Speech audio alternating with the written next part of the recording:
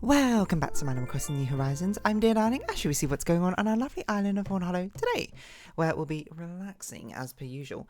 Yeah, what was I gonna say? Sorry, I need to adjust my headphones and everything. What were we gonna talk about today? You know what I can talk about today? It was actually yesterday. I think it was. Was it yesterday what happened? I don't really know. Well, it's not like something happened, but more like the news where sorry, it was going to be Weeb dear darling here today. We're going to have that conversation, I suppose. I'll go on to it in a second. Good evening, everyone. Right now in Fawnhallow, it's 8:14 p.m. on Thursday, March 7th, 2024. Yeah, a new branch of Idolmaster got announced. For a spring release this year or something. I forgot what it's actually called. It's like. I think people are calling it like Gaku Master or something, which just means like school. And Master is just kind of like the ending that's used for all the Idolmaster series. It's short for like Master, I suppose. What also is it called Gaku Master? Maybe it's not called Gaku Master. Hold on. Idolmaster. Wait, maybe it's not even called that in the Citus. Did I just get the thing entirely wrong? Hold on. Let me check out. Oh, I've got messages then. I'll reply to them at some point. I thought it's called Hatsuboshi Gakuen. Hatsuboshi Gakuen. I don't know what people are calling it then. Not Hitatotsuboshi Gakuen. Because Hatsuboshi, I don't know, but I assume that Boshi means Hoshi. Like star. Boshi. Anyway, it got announced and it was just like, this matters to literally not literally no one, but I don't think there's a big overlap between Idolmaster fans in my audience and well, no, okay, I just said them both in one sentence, so it kind of ruined the flow of the entire conversation. But there was not a lot of overlap between, I think, Idolmaster and people who watch my videos, I'd assume. But yeah, I mean, like, I played Idolmaster since I was, like, quite young, actually. Like, maybe, like, mid-teens. No, mid-teens? Is that right? Yeah, maybe. Since I was, like, 15, 16-ish. When I started to get into like the sort of like idol things, like now I'm much older. Like it's certainly like I don't certainly see it the exact same way. But I will say the games are kind of like on the up and up. To be perfectly honest, like one thing I do love about it is like how fashion and the story is actually like becoming significantly better with each. Well, maybe not significantly better. I didn't play the original one, to be fair. As iterations go, or something like that. So I've got a curiosity. All the same. Would I recommend you play it? Probably not, unless you speak fluent Japanese, because I don't, or, they'll incredibly, weeby, I suppose, like me as well. But it's kind of cool, because it made me sort of reflect a little bit, as most things, tend to do, because I don't know if you've seen the original Idolmaster, like if you've seen the original Idolmaster graphics and that sort of thing, and it feels like a very far cry, I suppose, from this very sort of modern, glammed up version of a new one. I'll at least give it a shot, gameplay wise. So we'll see if it's one that I want to stick with, or if it's one that I don't want to stick with, or if it's one which I'll just have sort of like bubbling away in the background. I will say the characters' personalities seem very, very interesting this time. Rather than falling into much more sort of tropey like anime tropes of like, oh, nice girl or something like that, or like whatever, or like this one's the stoic one, this one's the like happy peppy one. But they have that like same core trio, what they call like the red, blue, yellow trio in the Idolmaster. Like this is like so much like background knowledge which you don't need. But basically in like each of there's different franchises in the Idolmaster series, and then each of them like have a trio of main characters, quote unquote, who are not really main characters. A lot of the time it's like distributed equally over, because it's like the entire thing is meant to be an ensemble cast. But these are like the sort of the faces of the game, because like if you had to choose just like one character to appear on like the app screen, then you'll choose one of these characters. They all have like a red, blue, yellow trio. Theoretically, and most of them have been pretty standard. Like I don't know what the original Idolmaster one is, but Cinderella Girls one, they're pretty standard. Like the red girl is just like a nice sweet girl, and the blue one is like she's the cool one, and she's a bit standoffish, but she's not like that standoffish. And the other one is like a happy like Genki girl, that sort of thing. And it basically kind of repeats the like shiny colours is kind of like that as well. I don't know what Million Live is like, so who knows. And then they kind of like seem to set it up to be like, oh, that's what it's going to be like with these three as well. And there was like teasers come out. It's like, oh, it's a silhouette for the three characters, a red, blue, and yellow one. And apparently, from what I've been reading about their profiles, they're actually like significantly more like in depth, I suppose, than you might expect. I mean, to be fair, the shiny coloured ones are a bit more interesting as well, I would say. Not to say that the others aren't interesting necessarily, but there's more, I suppose, of a focus within story when it comes to shiny colors, and I guess it's going to be the same here, because but Red Girl, she's like, instead of just being like, oh, she's like the nice one, she's just like incredibly smug and pompous or something. She's like a rich girl or something. Like I don't get the full like grasp of characters, but I was like watching her trailer, and she speaks in a way where she ends everything like that's all bad, and that's like a really like stereotypically sort of like posh way of ending sentences. In Japanese is ending with like this wah sound. So she's as far as I could tell, she's basically like a spoiled rich kid as like the main red character, and I was like, oh, that's kind of interesting. And the blue character is just someone like, she's just like really mean. As far as I can tell, she's got like a what it seems like she's basically trying to chase a past form of glory. Like I don't know, she's like a retired idol or something. Again, I've not really like looked into it, and I don't know why I'm telling you this, because this is not really like the sort of the meat and potatoes of what I was going to talk about today. But you know, I'm just giving you this rundown. Why was I going with this? I don't even remember where she was going to start yesterday, but apparently I did. Yeah, she's like really mean. She's just like so. What's what, like curt, I suppose? Which again surprised me, because normally they're just meant to be like, oh, they're the cool ones and a little bit stoic or something, but they have like a soft heart. But she just seems like she just seems like an absolute mess, to be honest. And then the yellow one is just like, I don't know, like she's kind of like seems like happy-ish go lucky, but she's also apparently like incredibly money driven and or greedy or something. It's like the sort of like what her biography was saying, and I was just like, what the heck is going on with these characters? Very eccentric cast, I think, which is breaking the mold, and I'm all here for it. You know, we love things which end up breaking the mold, because like why stick with the same formula over and over and over again? And then they have like teasers of like some other characters who are here to be released. One of them like immediately caught my eye is the fact that she looks very sort of like masculine, I suppose. She looks very sort of tomboyish. She looks like a cool guy, or something like that. And I'm like, whoa, look at that. Non-conformity, I suppose, in a Japanese game. You love to see it. Anyway, so still to be seen, I suppose, exactly what these games will be like, and whether, you know, they're fun enough to play you for a bit or a while, or not at all. I don't really know, to be perfectly honest. But I'm at least very much willing to give it a shot. We'll see what happens, and you know, when it actually gets released, I can update you about how it goes. But no, the thing I was thinking about, it's not really all that much to do with that. But I was thinking about the fact that, you know, I don't look at like disdain with like the old series of like Idolmaster or anything like that, but I do look at like the original series and be like, wow, it's been like, look how far like the graphics and things have come, and like character design and that sort of thing. It was always like a major complaint I had when I like first started out with like these anime sort of games. It's like a lot of these like outfits are just like straight up nonsensical. They just like don't make sense. They like don't follow any semblance of like fashion trends. But then, like, with more recent ones, that it's very clear that they're, like, starting to pay attention to it. And I'm just like, yes. And it's cool. So it's nice to see, I suppose, that progression. But then I had a thought as well. And I was like, okay, well, what, you know, this is me just being, like, young, I suppose, quite, but, like, you know... youngish in comparison to like I didn't grow up, I suppose, with the older generation of like now substitute Idolmaster for literally any iteration of any media property which has a long-standing generations. Like you use Pokemon if you want. You know how like people who play the recent games like look back at the old ones and be like, oh, they're so boring and that sort of thing. But if you like grew up with the old games, you're like, no, they're the best.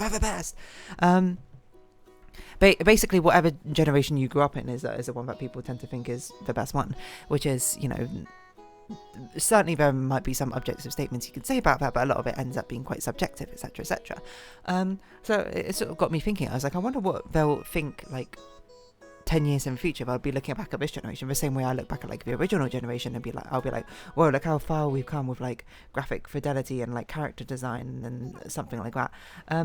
Maybe they'll look back and be like, whoa, look how far we've come with like character designs. Like you look at these characters and they're so unrealistic. They look, I don't know, they look like overly cutified or something, to the extent that it's like not interesting anymore or something, or like maybe, or like all these designs are so safe or something like that. They still fall into very similar tropes, and I'll be like, well, they are certainly deviation from the tropes, but maybe the deviations become the standard for the tropes as, I suppose, as time goes by. So I was basically just sort of thinking like how the generationally how these things sort of iterate upon each other. You would like to think that they sort of improve with each generation. But I think inherently as well, there's always the desire, I suppose, to try it on. Depending on, I suppose, on a media franchise, there is the inherent desire to try something different, at least to give us like each generation of something its own distinct, unique flavor, its own like self appeal, which makes it break a mold. So it doesn't feel like literally the same game again, but with maybe like some different faces for the characters, or in some cases literally the same game again. Overwatch 2, anyone? Whoa, shots. So yeah, it really got me sort of thinking about that. Like, it's very easy, I suppose, to see now, looking back at like when you look at the present time and when you look at like the older versions of a franchise or anything like that, you can be like, oh yeah, you can see like the exact like thought process. You can see what like influenced it at the time and that sort of thing, what was popular, etc., etc. You can start to see, when certain like influences start taking over, how target audiences, I suppose, change, and that sort of thing as well. But it's kind of hard to predict the future, I suppose, with that as well. But it is fun to think about at the same time. Like, I'm trying to imagine, like, 36-year-old me. Obviously, I shouldn't say obviously, but like, I probably like don't play any of these like gacha games anymore or something like that. I assume I have. I don't know. I shouldn't say I assume, but like maybe I don't, maybe I do. I mean, I'll be like looking back, reminiscing, be like, oh, imagine when I used to play like Shiny Colors or something. Look at it was like crazy, and now like, oh, they're on like their 8th, 10th generation, I suppose, of the Idolmaster series, and who knows, the Idolmaster like Rainbow song or something. And I'll just like look at their design, the modern designs, and be like, oh, like it's so crazy, it's like so over the top, the fashion's gone all crazy, like it's gone like way too far into like tech wear and streetwear. It's all like maybe not cybernetic, this is very much sort of like a 90s view of like what the future could be. Is there another meteor shower? I swear I just saw a shooting star, but something like that. And I'll just be like so not with the times, but then like all the people who are like 16 or something will be like, whoa, I love playing Idolmaster Rainbow song or whatever. And they'll be looking like, remember like back in Shiny Colors, like, man, like a weird the character design is or something, like I don't even know, like the hair is so unnatural, it doesn't even like match modern trends, it's so like anime-esque with how big their eyes are or something like that, and like how massive their heads are in proportion to their bodies. I don't know, it's weird to think about. Like any substitute to a Pokemon. I mean, it's the thing that people say all the time about Pokemon, which I think is a little bit sort of like inherently ridiculous. Not inherently ridiculous, like it's a straw man sort of argument. It'll be like, oh, it's so much better back in Gen 1. Look, we had so much like better designs, and their peak design is like so much simpler. Like Fire Dragon or something, or like Grass Dinosaur, etc., etc. But it's sort of thing where it's like, I feel like it doesn't, simple doesn't inherently mean better. Those are very much subjective things. I'm very much someone who leans into the minimalist movement, I think, when it comes to things, rather than more ostentatious design. But not everyone is. Not everyone does as well. So, that's not really something you can say so objectively or without the sort of like subjective bias within it.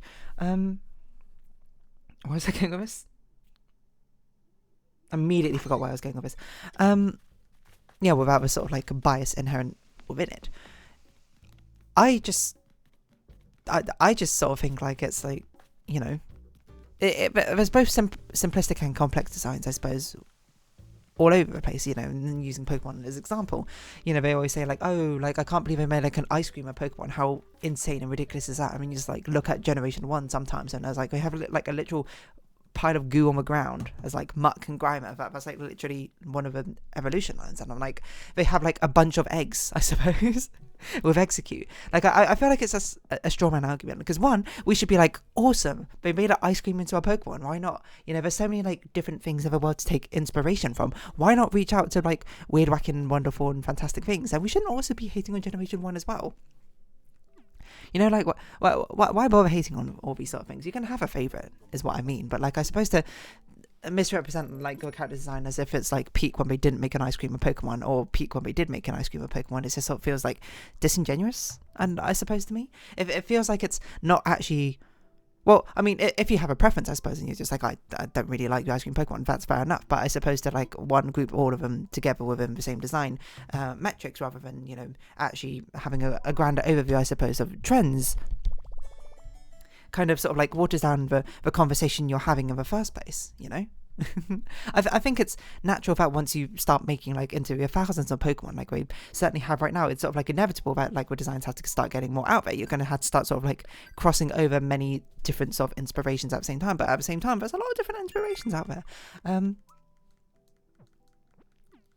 So it's not to say that that one generation has inherently better designs than the other.